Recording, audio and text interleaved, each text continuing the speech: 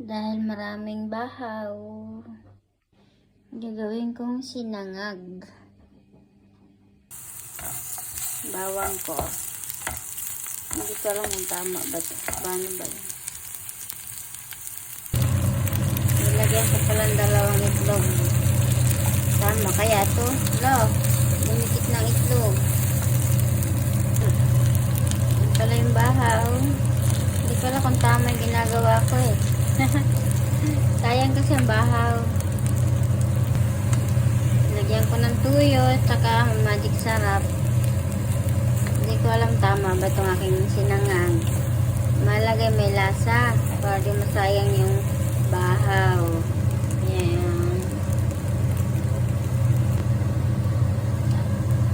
Adobong sinangag na to. Diba? Luto na siya.